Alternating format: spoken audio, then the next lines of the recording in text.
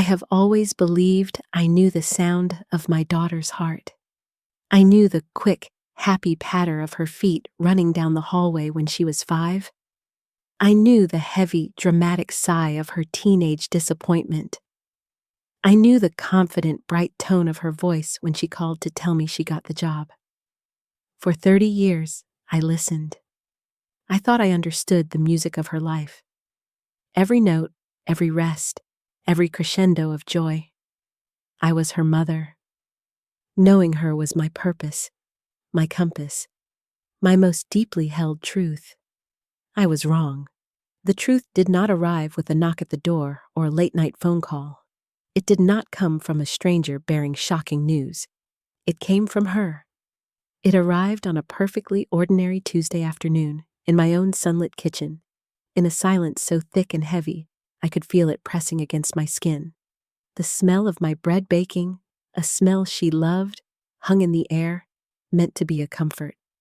She looked at me with her own eyes, my eyes, and she said words that did not make sense. Words that unstitched the very fabric of our shared history, pulling at threads I didn't even know were loose. "Mom," she said, her voice quiet but firm. A flat stone dropped into the still pond of our routine. "I need you to stop. I need you to stop trying to fix my life. You have no idea who I really am." I stood there, a tea towel frozen in my hand. The clock ticked on the wall, a sound suddenly monstrous in its normality. The kettle, which had just boiled for our afternoon tea, began its slow, hissing cool. In that moment, the woman standing before me was both my child and a complete stranger. The map I had carried in my heart for 3 decades, the one that charted every contour of her joy and her pain, was suddenly blank, useless. I was lost in a room I knew by touch, with a person whose soul had become a foreign country. This is my story. It is not a story of dramatic betrayal or cruel words. It is the story of a love so deep it became blind. A love that wrapped itself in good intentions and built invisible, gentle walls. It is the story of how I learned that the greatest gift you can give someone you love is not your wisdom or your protection or your carefully curated dreams for them. It is simply the space to be who they are. The courage to witness their becoming. Even if, especially if, who they are is someone you never expected. Someone whose path looks rocky and strange from the safe road you stand on. This is the story of how my daughter, with one quiet sentence, shattered the mirror I held up to her. The mirror reflected back only what I hoped to see, and in the breaking, she handed me a window into her true, beautiful, complicated self. This is the story of how my daughter taught me to see her. And in doing so, with a grace I did not deserve, she taught me to see myself. If this story speaks to you, if you've ever loved someone so much you couldn't see them clearly, please let us know. A like on this video tells us these stories matter. And subscribing to the channel helps us bring more heartfelt, human experiences to light. Your support means we can keep sharing these quiet truths. Thank you for listening, and thank you for being here. My daughter's name is Chloe. It means a green, young shoot, a beginning. From the moment she was placed in my arms, a tiny, red-faced bundle with a shock of dark hair so like my own, she owned my heart completely. I was a young mother, 24, full of nerves and a fierce, trembling love that felt too big for my body. My own mother had been distant, practical. Her love shone through clean clothes and hot meals, but rarely through words or open arms. I vowed to be the opposite. I would be present. I would be her champion, her safe place. I would fill her world with so much affirmation that she would never know a moment's doubt. And I was. I cheered at every school play, even when she was a silent tree in the background of the forest. I clapped so loudly my hands hurt. I patiently helped her with math homework, that made my own head spin, sitting at the Formica kitchen table until late, the overhead light a pool of yellow on her frustrated face. I held her when her first boyfriend, a pimply boy named Mark, broke up with her via a scribbled note, feeling her hot, silent tears soak through my shirt. I believed, with every fiber of my being, that my job was to guide her, to soften the hard edges of the world for her, to help her become the best, brightest, most secure version of herself. I saw my love as a lighthouse, its beam constantly sweeping, looking for rocks on which she might founder. And she was wonderful. She was bright, creative, with a laugh that was a pure, bell-like sound that could light up a room. She loved to draw and would cover our refrigerator with her artwork: suns with smiling faces, horses with impossibly long legs, our family as stick figures under a purple sky. She was sensitive too. She felt things deeply in a way that sometimes worried me. A sad story in a book would stay with her for days, a cloud on her small face. A dead bird in the garden was a tragedy requiring a solemn funeral. I saw that sensitivity as something fragile, something precious that needed to be sheltered from the world's harsher winds. I didn't want it to be bruised. When she was 15, she wanted to dye a streak of her hair bright blue. I said no. It was too loud, too attention-seeking. "People will judge you," I told her. "Why would you want to look different?" She didn't argue. She just looked at me with a quiet resignation that I mistook for understanding. I thought I had saved her from a mistake. I didn't see I had asked her to hide a spark. When she decided to study graphic design at university, I was so proud. It seemed a perfect compromise. It suited her creative spirit, but had a practical, commercial application.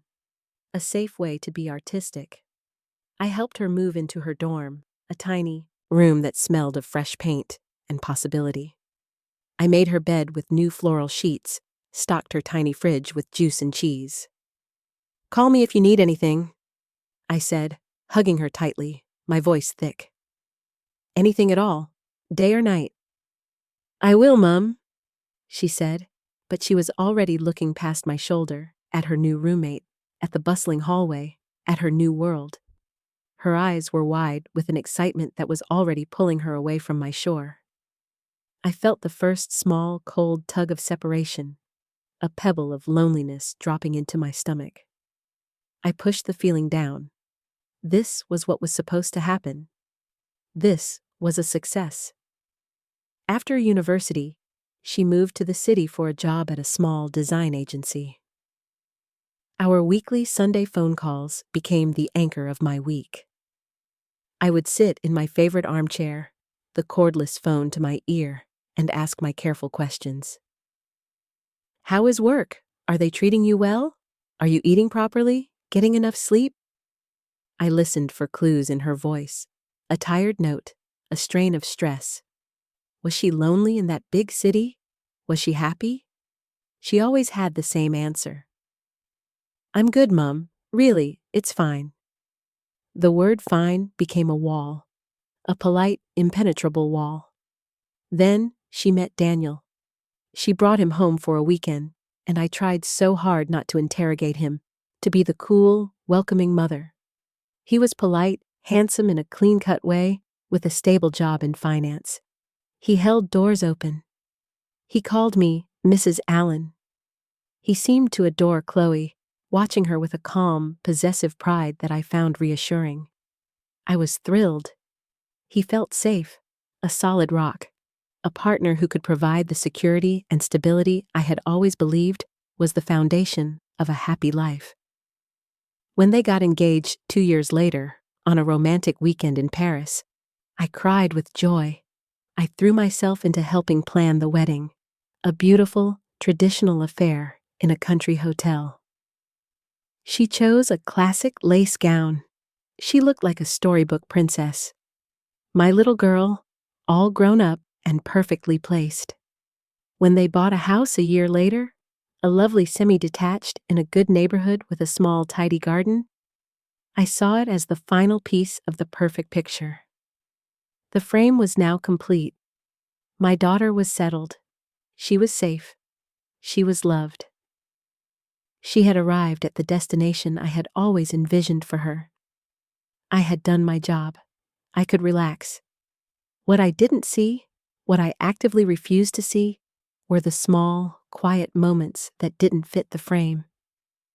The way her smile sometimes didn't quite reach her eyes during family gatherings, becoming a polite curve of the lips as Daniel told a work story. The slight hesitation in her voice, a tiny catch, when I asked about their future plans for children. The fact that the sketchbooks she once treasured were nowhere to be seen in her new, beautifully decorated home.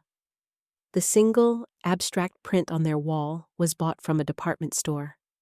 I mistook her quietness for contentment, the calm of deep water. I mistook her easy agreement with our plans for her own happiness. I had painted the picture of her perfect life in my mind with such vivid colors that I stopped looking at the real, living person standing in front of the canvas. I was admiring the painting, not the subject. The first real crack in the varnish appeared about a year after the wedding. Chloe and Daniel came for Sunday lunch, as they often did. It was a ritual I cherished. Roast chicken, the smell of gravy, the comfortable silence of people who know each other well. We were in the kitchen afterwards, me washing up, her drying. It was our old rhythm, a dance from her childhood. "So," I said, handing her a warm, wet plate. "Any thoughts about when you might start a family? This quiet house could use the sound of little feet." I said it lightly, teasingly, as if it were the most natural next step in the world. Because to me, it was.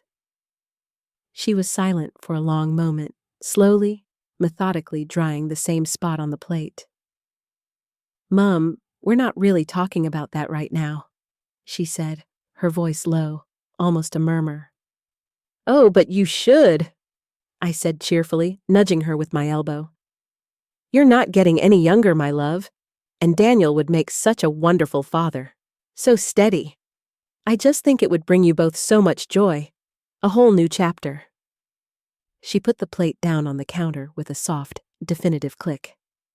"Please, Mum, don't." There was a sharpness in that one word, "don't," that surprised me. It was a fence. A small, sudden fence was erected between us. I looked at her. Her jaw was tight, a muscle flickering. She was looking down at the draining board, not at me. "All right, darling," I said gently, reaching out to touch her arm. "I just want what's best for you. You know that." She didn't pull away, but she didn't relax into the touch either. Her arm remained stiff under my fingers. She just picked up another plate, her movements deliberate. The subject was closed, and the fence stood. I told myself it was just stress, the pressure of work, of married life. She'd come around to the idea in time. I was her mother. I knew what would make her happy, even if she couldn't see it yet. The thought that I might be the source of her stress, that my best might not be her best, did not cross my mind. I had no idea how far from the truth I was standing, smiling, in my own sunny kitchen. The tension that followed wasn't a loud thing. There were no slammed doors, no raised voices in our family. It was a quiet coldness, a subtle frost that settled into the spaces between our words, making them brittle. Our weekly phone calls grew shorter, more functional. "How are you?" "Fine. Work's busy. You?" "Oh, same old." She was always swamped with a project, about to run to a meeting, her voice carrying the faint digital echo of a life lived elsewhere. When she and Daniel visited, he did most of the talking, filling the silences with chatter about interest rates, house prices, and his golf handicap. Chloe seemed distracted, folded in on herself, often scrolling through her phone with a faint frown. I blamed it on the pressures of her demanding job, of the complexities of a new marriage. I worried she was working too hard. My response, my deeply ingrained instinct, was to try harder, to fix the chill with warmth. I sent her links to articles about mindfulness and work-life balance. I bought her a luxurious cashmere sweater in pale gray because she always felt the cold. I posted it with a note, to wrap you in warmth on stressful days. Love, Mum. I suggested weekend getaways for her and Daniel to reconnect. A lovely spa hotel I'd read about, a quaint cottage in the Cotswolds. Each attempt, each little parcel of care, felt like a pebble dropped into a deep, still pond. I waited for the ripples, for the softening, for the grateful phone call. But the pebbles just sank without a sound. The pond remained dark and undisturbed. My love, it seemed, had become a series of small, unacknowledged obligations. Then, 6 months ago, she canceled our monthly lunch date. A last-minute urgent work project had come up, she said. A big client. She was sorry. I was disappointed. I'd bought the ingredients for her favorite pasta. But I understood. Career was important. The following week, a strange restlessness took hold of me. I decided to surprise her. Perhaps she just needed a taste of home, a gesture with no strings. I baked her favorite lemon drizzle cake, the one she'd requested for every birthday as a teenager, filling the house with the sharp, sweet smell of citrus. I put it in the old tin with the chipped roses, something familiar, and drove the 40 minutes to her house. It was a Thursday afternoon. I didn't see Daniel's sensible saloon car in the driveway, but Chloe's little blue hatchback was there. Good. She was home. I knocked on the glossy green door, holding the cake tin before me like a peace offering, a symbol of my benign, nourishing love. She opened the door, and her face, it wasn't surprise at a happy visit. It was something closer to an alarm. She was dressed in old, paint-splattered jeans and a faded band t-shirt I didn't recognize. Her hair was tied up in a messy bun, strands escaping. There was a smudge of cobalt blue on her cheekbone. "Mom, what are you doing here?" Her tone was sharp, edged with panic. "I brought cake," I said, smiling, holding up the tin like a shield. "Your favorite. I thought you could use a pick-me-up after that busy week." She didn't move to let me in. She stood in the doorway, a sentry. "Now's not really a good time. I'm in the middle of something." From behind her, I could hear music playing softly. Not the pop or relaxed jazz she usually had on. This was something else, atmospheric, instrumental, with a low, throbbing cello line. And I caught a glimpse past her shoulder into the living room. It was transformed. The neat, cream sofa and armchairs were pushed back haphazardly against the walls. In the center of the room, where the coffee table usually was, stood a large, blank canvas on a sturdy easel. The air that wafted out carried the sharp, astringent smell of turpentine and the earthier scent of oil paint. "Are you painting?" I asked, my confusion evident.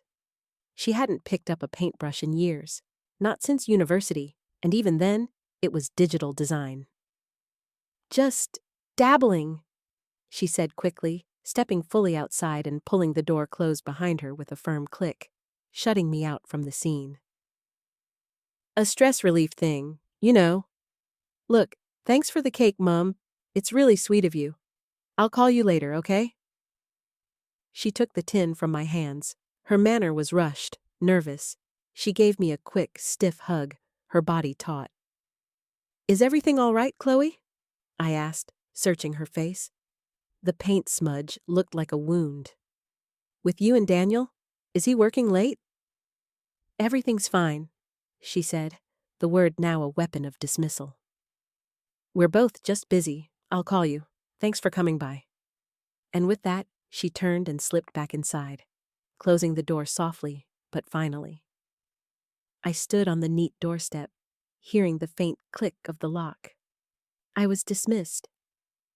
I drove home with a hollow, cold feeling in my chest. The image of the canvas, the defiant paint on her clothes, the closed door. It played over and over in my mind like a broken film reel. Why would she hide that from me?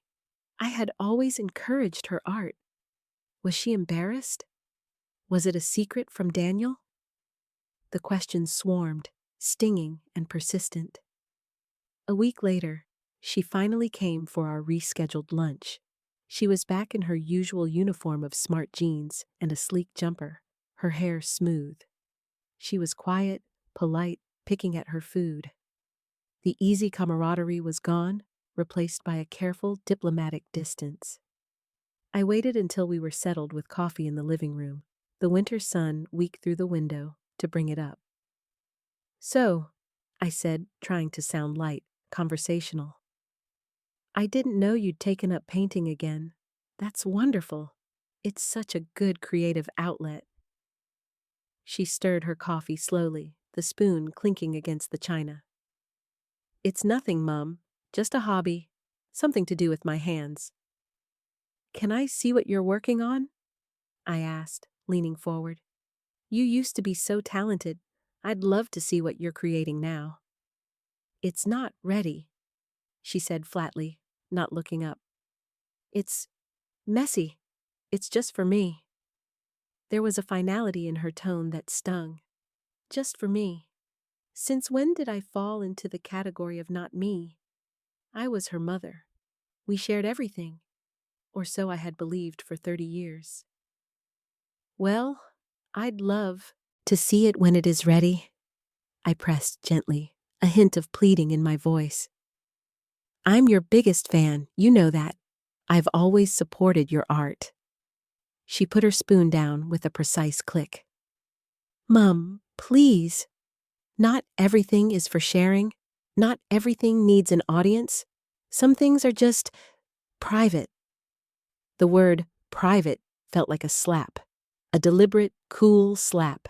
A boundary drawn in ink. I was on the outside. The hurt must have shown on my face because her expression softened for a second.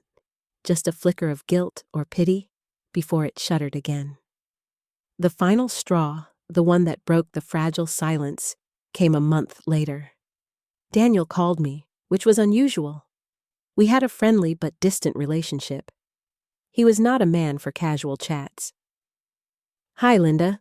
Listen, I hope you don't mind me calling." He sounded strained, tired. "I'm a bit worried about Chloe. She's talking about making some big changes to her career. I think it's a mistake, a massive risk, and I was hoping you might talk to her. She respects you. She might listen to reason." My heart sank like a stone. "What kind of changes, Daniel?" A long sigh. "She wants to leave her design job, the senior position she just got. She wants to try and be a full-time artist, sell her paintings." He said the word artist with a faint, derisive emphasis. "You know how unstable that is. We have a mortgage, plans for the future. It's not just about her anymore." I felt a surge of maternal panic, cold and familiar. An artist? It was a lovely, romantic dream for a teenager, but not for a married woman with a mortgage and responsibilities. Daniel was right. It was a terrible, impulsive risk. The art world was brutal. She would struggle. She could lose her confidence, her financial security, everything she'd worked so hard to build. She could end up heartbroken and poor. "I'll talk to her," I said, my voice firm with resolve. "Don't worry, Daniel. I'll make her see sense." I saw it as my duty, my last line of defense. I had to save my daughter from a rash decision that could unravel her perfect life. I invited her over, alone. I made her favorite meal, beef lasagna, garlic bread, and a crisp salad. I lit candles. I thought if I created the right, warm, nurturing environment, the womb of home, she would listen to reason. She would remember who she was supposed to be. We made it through dinner, the conversation skating on thin, polite ice. As we cleared the plates, the moment felt heavy. I took a deep breath, wiping my hands on my apron. "Chloe, darling," Daniel called me. She stopped dead, a plate in her hand. Her face went very still. "He called you?" "He's worried about you. We both are. He told me about this art idea." Her face closed off, a curtain drawn. "It's not an idea, Mum. It's a plan. It's what I want to do. What I need to do." "I know you loved drawing as a girl," I said, keeping my voice soothing, reasonable, the voice of experience. "But this is different, sweetheart. This is your livelihood, your security, your future. Your design job is so good, so stable. You've worked so hard to get where you are. Why would you throw that all away on a whim?" "Because it's sucking my soul dry." The words burst out of her, fierce and sudden, like water from a cracked dam. Her eyes blazed. "I sit in a gray cubicle under fluorescent lights and make advertisements for toothpaste and insurance. I design logos for companies I don't care about. I feel like I'm disappearing, Mum. Like I'm erasing myself a little more every day." Her vehemence shocked me. "But that's life, sweetheart," I said, moving towards her, my own voice rising with anxiety. "We all have parts of our jobs we don't like. It's called being an adult. It's called responsibility. You have a husband, a beautiful home, a future to think about. Being a struggling artist isn't a life. It's a fantasy. A lovely, romantic fantasy, but it's not real." She looked at me as if I were speaking a foreign language, as if I were a simpleton who couldn't grasp a fundamental truth. "A fantasy? This is who I am, or who I want to be, who I'm trying to remember how to be. Why can't you see that? Why can you only see a mortgage and a pension?" "I see that you're being impulsive," I said, my own fear making my voice harder, sharper than I meant it to be. "I see that you're risking everything you have, everything Daniel has worked for what? For some paints and a dream? Dreams don't pay the bills, Chloe. Dreams don't keep you safe." She took a step back, her eyes wide, not with tears, but with a kind of horrified clarity. "This isn't about Daniel. This isn't about bills. This is about me. For once, just once, can you see me? Not your daughter, not Daniel's wife, not a successful graphic designer. Just me, Chloe, who is drowning." "I do see you," I insisted, my voice breaking now. "I see a woman who is about to make a terrible mistake out of some midlife crisis. I'm your mother. It's my job to protect you from yourself sometimes." And that's when she said it. The words that cleaved my world into a before and an after. She went very still. The anger seemed to drain from her, replaced by a calm, devastating sadness that was far worse. She looked at me with pity. For me. "No, Mum," she said, her voice quiet but clear as glass in the silent kitchen. "That was your job when I was a child. When I was 8 and scared of the dark. I'm not a child anymore. I'm 30 years old. And your protection? It doesn't feel like safety anymore. It just feels like you're holding me back. It feels like a weight."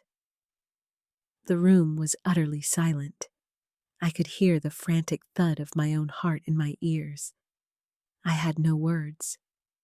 My breath was gone. She had never spoken to me like this. It felt like the ultimate betrayal. My love, recast as a burden. My care is seen as control.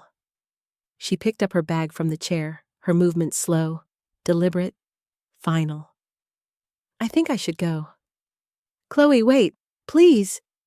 But she was already walking to the hallway. She didn't slam the door. She closed it with a soft, respectful click, and that soft click was louder, more final, than any shout could ever have been. She didn't call for 2 weeks. Those 2 weeks were the longest and most desolate of my life. The silence in my house was a physical presence, a thick fog I moved through. I replayed our argument constantly, each time finding new ways I could have said it better, softer. I felt deeply hurt, yes. A raw, childlike hurt that my own daughter would reject my care so completely. But underneath that pain, like a cold current at the bottom of a warm sea, was a creeping, terrifying doubt. What if she was right? What if my protection felt like a cage? What if my map for her life was for a country she no longer wanted to visit? The questions were seismic. They threatened the very foundation of my identity as a mother. I had defined myself by her needs, her successes, her happiness for 30 years. If I had gotten that wrong, who was I? I wanted to call her, to fix it, to smooth it over with my usual phrases. Let's just forget it, darling. I only want what's best for you. You know I love you. But something new and fragile stopped me. The memory of her face in that final moment, not angry, but sad, resolved, final, held me back. For the first time, I considered that my fixing might be the problem, that my voice might be the one she needed a break from. Finally, my phone buzzed with a text. It was her. Can we talk? At my house? Tomorrow afternoon? My heart leapt and clenched at the same time. I replied instantly, of course, any time. I'll be there. I drove to her house the next day with a knot of cold anxiety in my stomach. I didn't bring cake or advice or peace offerings. I didn't wear my cheerful mum mask. I just brought myself, weary and uncertain, in a simple sweater and jeans. She opened the door. She looked tired, with shadows under her eyes, but her gaze was calm, clear. Come in, she said, stepping back. The house felt different immediately. Daniel's neat, minimalist touches, the matching coasters, the symmetrical stack of coffee table books were still there, but they felt like relics. In the living room, the furniture was still pushed aside. The large canvas was on the easel, but now a plain, white cloth was draped over it, hiding its secret. The smell of paint and turpentine was stronger now, not a fleeting scent, but the permanent atmosphere of the room. Would you like tea? She asked, her manners painfully formal, as if I were a guest who might break something. Yes, please, that would be nice. We went to the kitchen, the scene of so many of our past conversations. As she filled the kettle, she spoke to the window, her back to me. Daniel and I are separating. The words hit me like a physical blow to the chest. The air left my lungs in a rush. I gripped the edge of the table to steady myself. What? Chloe, no. Why? Is it because of the painting? Because of this dream? You can work this out. Marriage is about compromise. She turned slowly to face me. Her expression was not one of grief, but of weary truth. It's not because of the painting, Mum. The painting is just a symbol. We've been unhappy for a long time. Quietly, politely unhappy. We want fundamentally different things. He wants the life you always wanted for me. The safe, predictable, upwardly mobile life. The 2.4 children, the yearly holiday, and the pension plan. I can't breathe in that life anymore.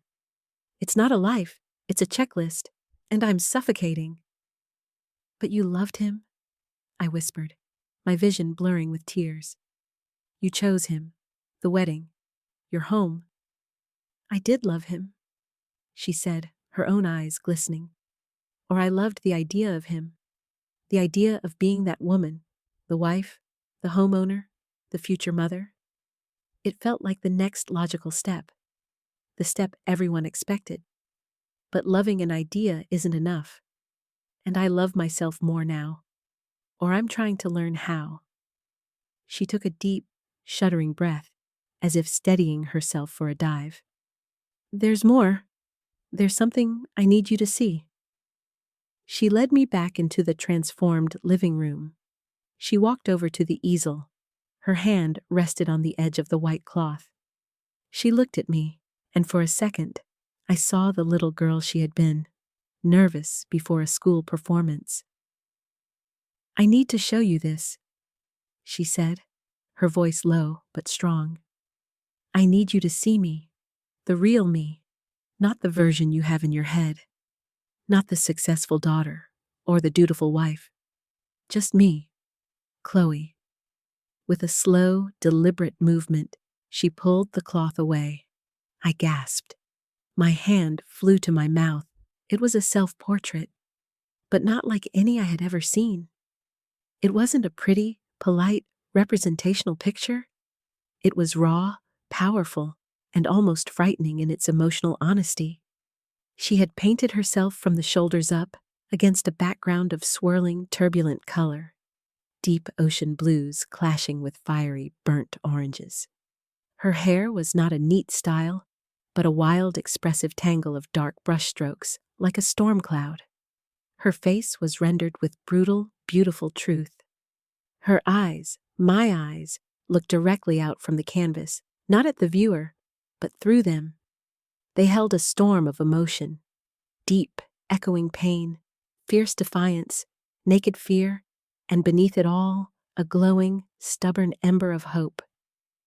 The brushwork was confident, aggressive in places, tender in others. It was not technically perfect, but it was alive. It vibrated with an energy that felt dangerous and magnificent. It was the face of a woman I did not know, a warrior, a survivor, an artist. But it was her, undeniably, powerfully her. Every ounce of the quiet tension, the stifled passion, the secret sadness I had refused to acknowledge, it was all there, screaming from the canvas in a silent language of color and form.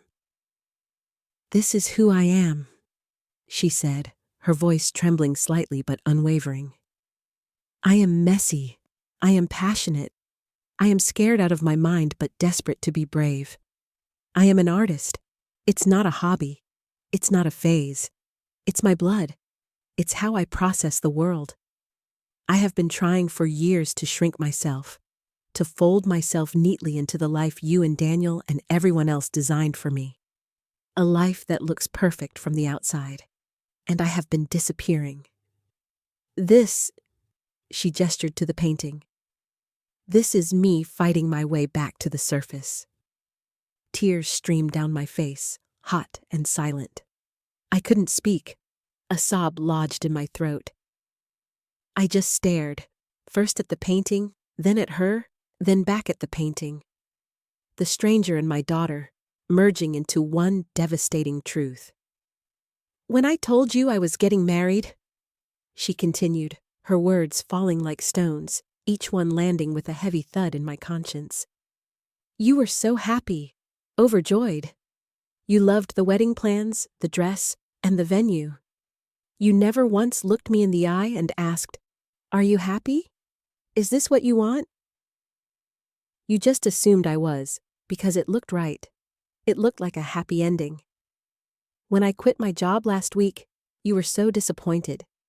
You never asked me why it was killing me, why my soul felt like it was turning to dust. You just saw the risk. You saw me stepping off the safe path. I thought I knew what happiness looked like for you." I managed to choke out, the defense feeble even to my own ears. "You thought you knew the little girl who needed protecting from blue hair and bad grades," she said softly, not with malice, but with a heartbreaking clarity. "You didn't know the woman she became. You never asked. You just kept handing me the life you thought I should want, wrapping it in love so I couldn't refuse it without seeming ungrateful." The truth of her words landed on me with the cumulative weight of 30 years. It was an avalanche of regret. I saw it all in a horrifying, vivid flash. Every time I had steered her towards the sensible subject, the stable career choice. Every time I had praised her for being good and quiet and no trouble. Every time, I had mistaken her silent resignation for peaceful agreement. I had been so busy building a beautiful, perfect castle for her to live in, with sturdy walls of security and pretty turrets of tradition. I never noticed she was standing at the window, gazing out at the wild, untamed forest beyond the moat, feeling imprisoned by the very safety I had provided. I had loved a version of her, a version that was comfortable for me, a version that validated my choices as a mother, a version that didn't threaten my own deeply held beliefs about safety and success. In my desperate, well-meaning need to give her a good life, a better life than I had failed at the most fundamental thing. I had failed to let her live her own life. I had loved the idea of my daughter more than I had loved the complex, real woman in front of me. The pain of that realization was immense, worse than any physical pain I had ever known. It wasn't the sharp, clean pain of an argument. It was the deep, sickening, aching pain of profound regret. The pain of understanding that your greatest strength, your love, has been your greatest flaw. "I'm so sorry," I whispered, the words utterly, pathetically inadequate. They were just sounds. "Chloe, I am so sorry. I didn't know." For the first time that terrible, necessary afternoon, she came to me. She didn't hug me. She just took my hand in both of hers. Her palms were warm, her fingers stained with tiny colorful flecks of paint. Azure, crimson, gold, the marks of her truth. "I don't need you to be sorry," she said, her voice firm but not unkind. "I need you to see me, and I need you to trust me. Even if my path looks scary and winding and wrong to you, even if I stumble, even if I fall, it has to be my path, my mistakes to make, my triumphs to claim. You have to let go of the handlebars, Mum." I looked from her tear-streaked, earnest face to the powerful, turbulent, glorious woman on the canvas, and back again. For the first time in her adult life, I saw them as the same person. My daughter was not breaking down. She was breaking free. And I, with my arms full of blankets and recipes and sensible advice, had been standing in her way, holding the pieces of the old, safe life, begging her to stay inside it. I had been wrong, not just about a career choice or a marital spat. I had been wrong about the very essence, the very soul of the person I loved most in the world. The humility of that moment was absolute. It was also, though I couldn't feel it yet, the beginning of my own freedom. I stayed at her house for hours that day, long after the weak afternoon light had faded into dusk. We didn't talk much more about the past. The painting, now uncovered, said everything that needed to be said. It hung in the space between us, a silent, powerful witness. Instead, we sat on the floor of her rearranged living room, surrounded by the comforting, acrid smell of her art, and she talked about the future. Her voice was different. It was lighter, freer, even though the future she described was fraught with uncertainty, a blank canvas of its own. She talked about viewing a small, Northlight studio space in a shared artist's warehouse on the industrial edge of town.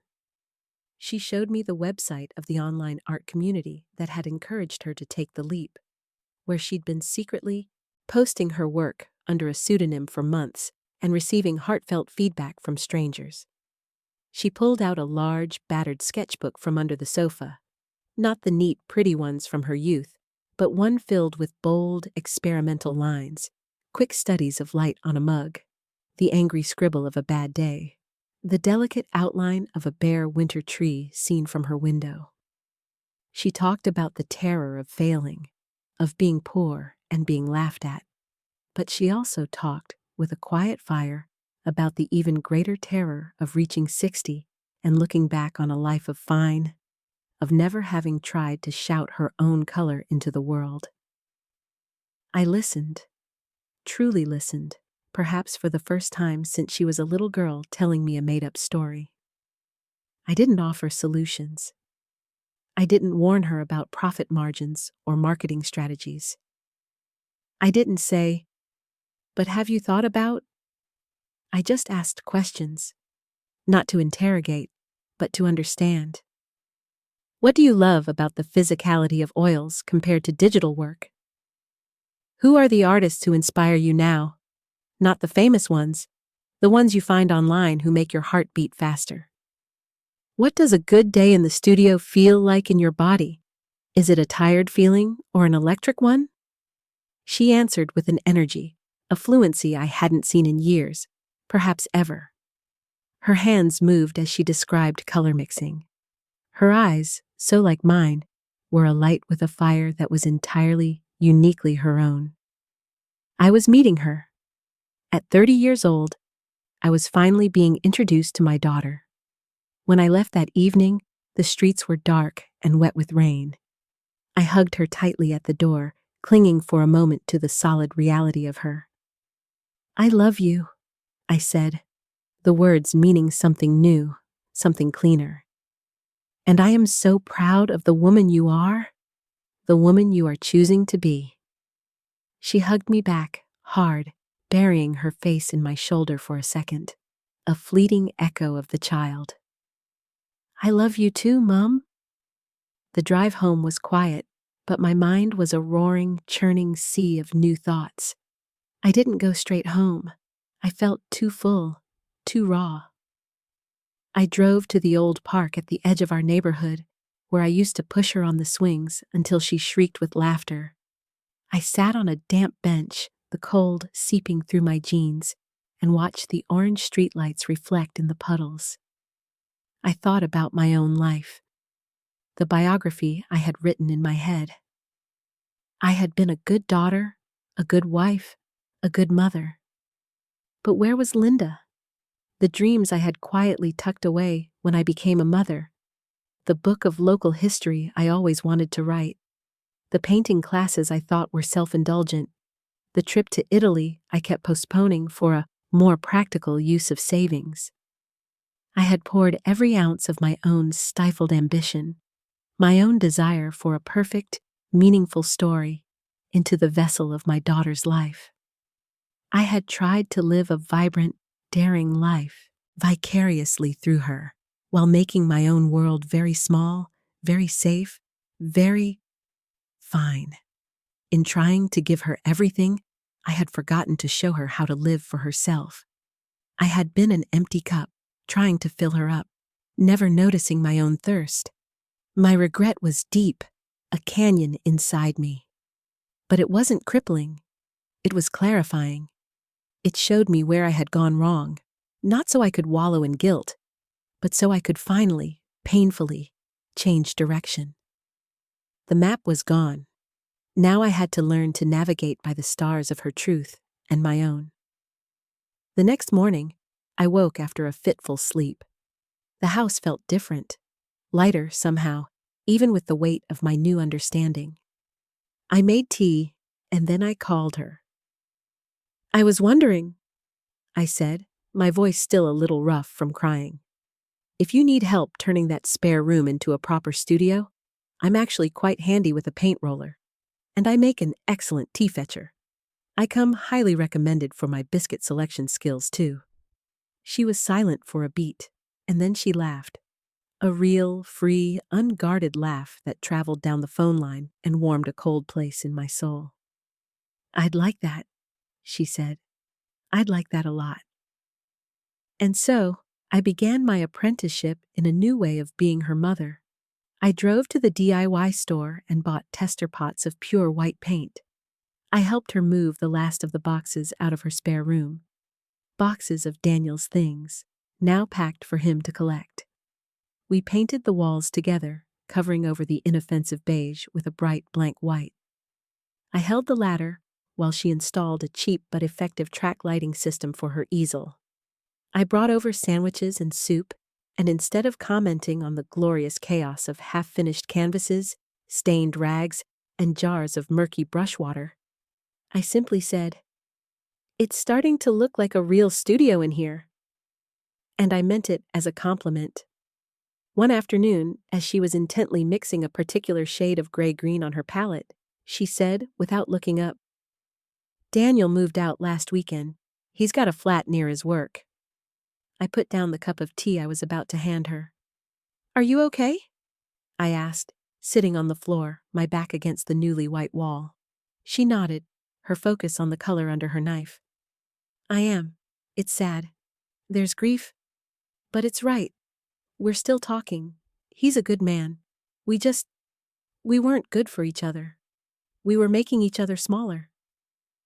There was no blame in her voice, no bitterness, just a quiet, clear-eyed acceptance. She was handling her heartbreak, the dismantling of the life I'd so admired, with a resilience and grace I hadn't known she possessed. I realized, with another pang of ashamed insight, that she didn't need me to fix her pain, to rush in with platitudes and distractions. She just needed me to be there, quietly, while she felt it. To witness her strength, not try to lend her mine. A few weeks later, she had her first small exhibition. It was at a local independent cafe that displayed local artists' work. I was a nervous wreck all day. She was preternaturally calm. She wore a simple black dress, no jewelry, her hair a wild, beautiful mane. She looked utterly like the woman in the painting. Not a polished version, but the true one. I arrived early, my hands clammy. The cafe was warm, smelling of coffee and cinnamon. Her work was hung on the brick walls. There were 6 pieces in total. A series of landscapes that were not pretty views, but emotional weatherscapes. Skies full of turbulent, glorious color over flat, endless fields. A hauntingly beautiful portrait of an elderly man who ran the newsagent, his face a roadmap of wrinkles, his eyes kind and tired. And in the center, on its own wall, her self-portrait. A small card beside it read, "Self, a beginning, not for sale." People began to drift in. Friends, a few of her old colleagues, strangers from the cafe. I stood at the back, near the counter, watching. I saw people stop, look, and lean in. I heard them ask her questions. "What's your process? Is this oil or acrylic? What inspires you?" And I heard her answers. Her voice was calm, confident, and articulate. She spoke about emotion as color, about the need to express internal weather. She was passionate, knowledgeable, utterly in her element.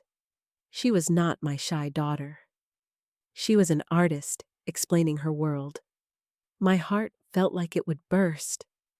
The pride that swelled in me was so different from any pride I'd felt before.